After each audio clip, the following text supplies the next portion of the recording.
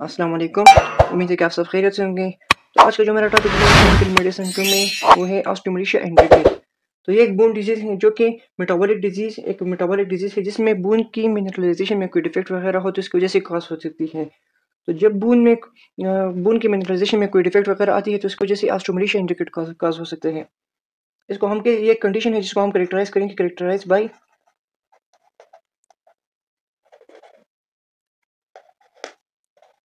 इसमें बोन जो है वो सॉफ्ट होता है, softening of bone due to defect in mineralisation.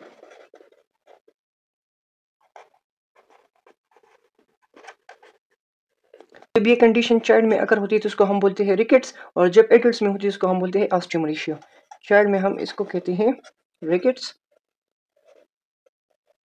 और एडल्ट्स में इसको हम कहते हैं ऑस्टियोमेलेशिया। इसके अगर मैं कॉजेज की बात करूं तो कॉजेज में सबसे पहले जो आता है वो है विटामिन डी डिफिशियंसी। तो जब विटामिन डी की डिफिशियंसी आ जाए तो उसकी वजह से ऑस्टियोमेलेशिया काज हो सकता है, विटामिन डी डिफिशियंसी। और विटामिन डी की डिफिशियंसी क्यों होती है कि जब हम डाइट में प्रॉपर विटामिन डी नहीं ले रहे, नो प्रॉपर डाइट, या सन की जो एक्सपोजर है वो काफ़ी कम है, सन एक्सपोजर कम है, या जब मॉल एब्जॉर्प्शन हो रही है, जीआईटी में कोई प्रॉब्लम वगैरह है तो उसकी वजह से भी विटामिन डी की डिफिशियंसी आ सकती है और उसकी वजह से ऑस्टियोमेलेशिया या रिकेट काज हो सकता है। अगर चाइल्ड्स में हो तो फिर रिकेट्स, और अगर एडल्ट्स में आ जाए तो फिर उसको हम ऑस्टियोमेलेशिया कहते हैं। तो मॉल एब्जॉर्प्शन, और मॉल एब्जॉर्प्शन क्यों हो रही है क्योंकि जीआईटी में कोई प्रॉब्लम आ रहा है, जीआईटी।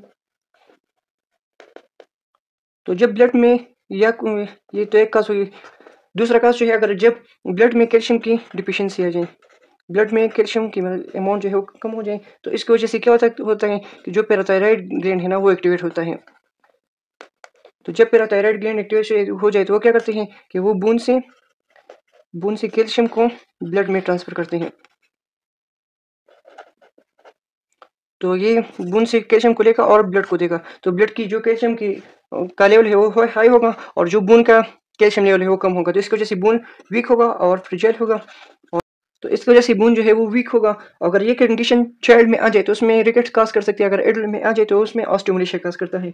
और इसकी वजह से क्या होगा, बूंद जो है वो सॉफ्ट होगा फिर ये फ्रिजाइल होगा, और इसकी वजह से इसमें ब्रेकिंग की चांसेस भी आ सकती है कि वो फ्रैक्चर वगैरह इसकी में आ सकती हैं। तो अब हम बात करते हैं pathophysiology of the osteomalacia in rickets की। तो विटामिन डी के 2 टाइप्स होती है, एक D2 फॉर्म में होती है, एक D3 फॉर्म में। तो D2 फॉर्म कौन सा है, तो D2 फॉर्म कौन सा है जो कि ह्यूमन मेड है, जो कि हम फूड में लेते हैं, तो वो D2 फॉर्म हो गया। और D3 फॉर्म कौन सा है जो कि स्किन सेंसिटाइज करते हैं या कोई और फैक्टर की वजह से फॉर्म होती है। ये नॉर्मली सर्कुलेशन में इनएक्टिव होता है, लेकिन ये कब एक्टिव होता है कि ये किडनी और लीवर से पास होके तो ये एक्टिव फॉर्म में कन्वर्ट होता है। तो जब हम विटामिन डी सन से हम लेते हैं, तो जब विटामिन डी हम सन से लेते हैं तो ये जाएगा, ये कहाँ पे जाएगा, तो ये जाएगा लीवर में। तो लीवर जो है ये कौन से फॉर्म में इसको कन्वर्ट करता है, तो लीवर जो है 25 हाइड्रोक्सी हाइड्रोक्सी विटामिन डी, तो लीवर जो है इसको 25 हाइड्रोक्सी विटामिन डी में कन्वर्ट करता है। और ये कौन से एंजाइम की मदद से, with the help of hydrolysis.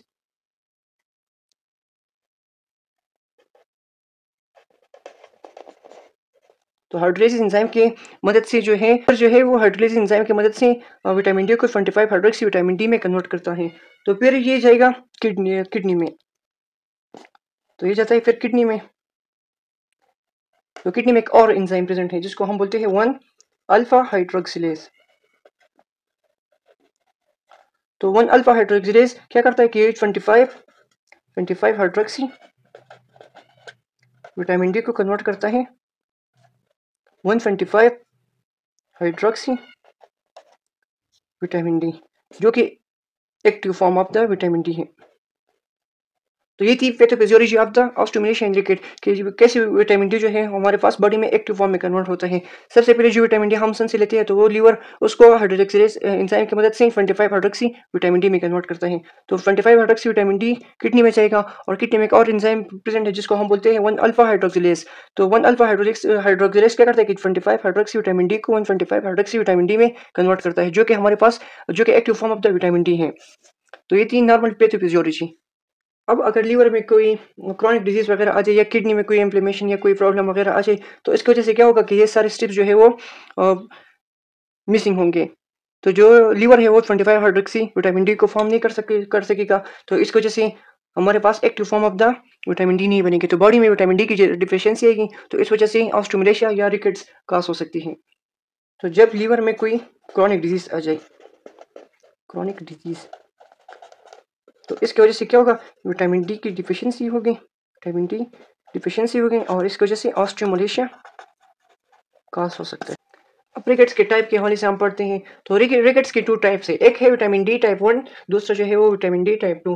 तो विटामिन डी टाइप 1 में क्या होता है कि जो 1 अल्फा हाइड्रोक्सिलेज एंजाइम है ना, किडनी में जो 1 अल्फा हाइड्रोक्सिलेज एंजाइम है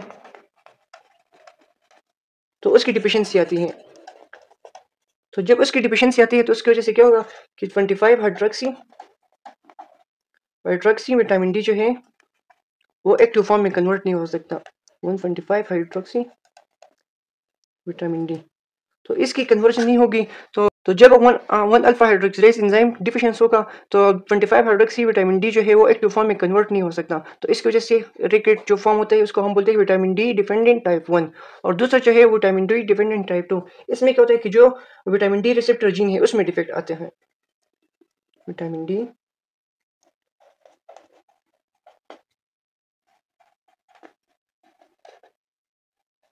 कंडीशन में क्या होता है कि जो किडनी में रिसेप्टर प्रेजेंट होते हैं ना, किडनी में जो फैक्टर या रिसेप्टर प्रेजेंट होते हैं वो क्या करते हैं कि वो विटामिन डी को रिकॉग्नाइज करते हैं। तो जब इस जीन में कोई डिफेक्ट वगैरह आ जाए तो किडनी क्या करता है कि उस विटामिन डी को रिकॉग्नाइज नहीं कर सकता और इसको रिस्पॉन्स नहीं करता। तो इस वजह से भी विटामिन डी की डिफिशियंसी आती है और किडनी जो है वो 25 हाइड्रोक्सी विटामिन डी को 125 हाइड्रोक्सी विटामिन डी में कन्वर्ट नहीं कर सकता। इस वजह से विटामिन डी की डिफिशियंसी आती है और इसकी वजह से जो रिकेट्स काज होता है उसको हम बोलते हैं विटामिन डी डिपेंडेंट टाइप 2 रिकेट। अब हम बढ़ते हैं clinical feature of the rickets. तो सबसे पहले इसमें क्या होते हैं, इसको हम इसकी जो सबसे पहले क्लिनिकल फीचर है तो क्या होता है कि इसमें बूजिंग of frontal and parietal bone. तो जो फ्रंटल बोन है और पेराइटल बोन है वो नॉर्मल से क्या होगा, वो नॉर्मल से थोड़ा एक्स्ट्रा लार्ज होगा, तो इसको हम बोलते हैं बूजिंग of the frontal and parietal bone. Second number पे इसमें पीक एंड चेस्ट डिफॉर्मिटी आएंगी, पीक एंड चेस्ट डिफॉर्मिटी। तो पीक एंड चेस्ट डिफॉर्मिटी में क्या होता है कि रिब्स जो है वो इनवर्ड की तरफ पुश करेगा और जो स्टर्नम है वो आउटवर्ड मूव करेगा, तो इसको हम बोलते हैं पीक एंड चेस्ट डिफॉर्मिटी। अब अगर मैं एथियोलॉजी की बात करूं ना तो एथियोलॉजी ऑफ ऑस्टिमुलेशन इन रिकेट।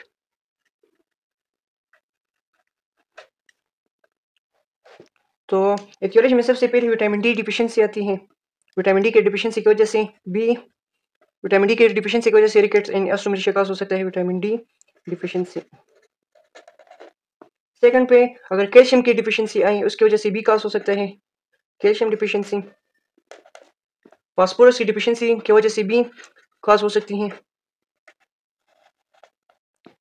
या लीवर में कोई डिजीज वगैरह है, लीवर डिजीजेस में,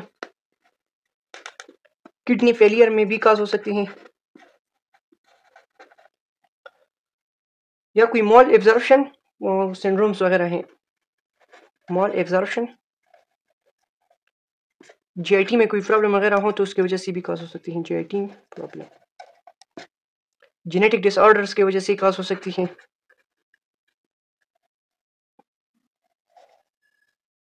मेडिकेशन की वजह से भी काज हो सकती है, जो कि एंटी कन्वल्सेंट।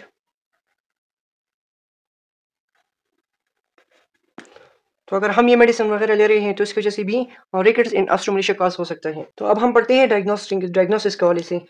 तो जब हम रिकेट की डायग्नोस्टिक किस तरह करेंगे, तो चाइल्ड में तो चिल्ड्रन में क्या होता है कि जो ग्रोथ प्लेट है ना वो उसकी वाइडनिंग होगी, वाइडनिंग ऑफ ग्रोथ प्लेट।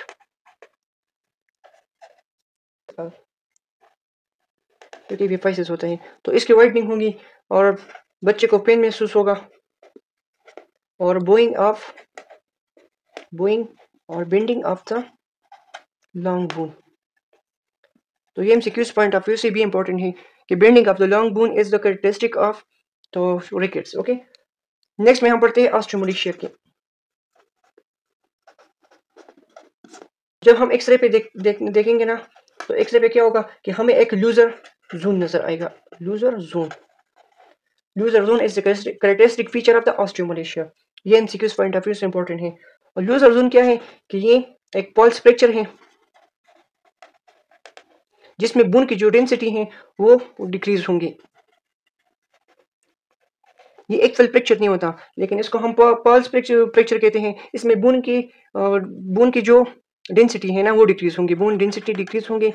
तो हम जब एक्सरे पे इसको देखेंगे तो हमें नजर आएगा कि यहाँ पे कोई फ्रैक्चर वगैरह है, लेकिन एक्चुअल में कोई फ्रैक्चर वगैरह नहीं होगा। तो इसको हम बोलते हैं कि इसमें लूजर जोन नजर आएगा। इसको हम सूडो फ्रैक्चर भी बोलते हैं, सूडो फ्रैक्चर। और ये एरिया जो होंगी ये क्या होगी, ये लेस वाइट एरिया होगा in the X-ray, less white area, less dense area हमें एक्सरे पे नजर आएगा। अगर हम लैब टेस्ट करेंगे तो लैब टेस्ट में क्या होगा कि कैल्शियम की अमाउंट भी कम होगी, फॉस्फेट भी कम होगा और विटामिन डी की डिफिशियंसी भी हमें नजर आएंगी एक्सरे पे। और लैब टेस्ट में हमें फॉस्फेट की डिफिशियंसी क्यों नजर आएंगी, क्योंकि जब विटामिन डी की डिफिशियंसी होती है तो इसकी वजह से फॉस्फेट जो है वो एक्सक्रीट होगा, क्योंकि जो पैराथायराइड हार्मोन है ना वो एक्टिवेट होता है। तो जब पैराथायराइड हार्मोन एक्टिवेट होता है तो वो फॉस्फेट को क्या करेगा, वो फॉस्फेट को एक्सक्रीट करेगा। तो ये था हमारा ऑस्टियोमलेशिया इन रिकेट्स की हवाले से। तो नेक्स्ट में हम इंशाल्लाह पढ़ेंगे इन्फेक्टिव आर्थराइटिस, जो कि हमारे इस चैप्टर का लास्ट टॉपिक है। तो हम पढ़ेंगे इन्फेक्टिव आर्थराइटिस। तब तक के लिए अल्लाह हाफिज़, अपना ख्याल रखिएगा।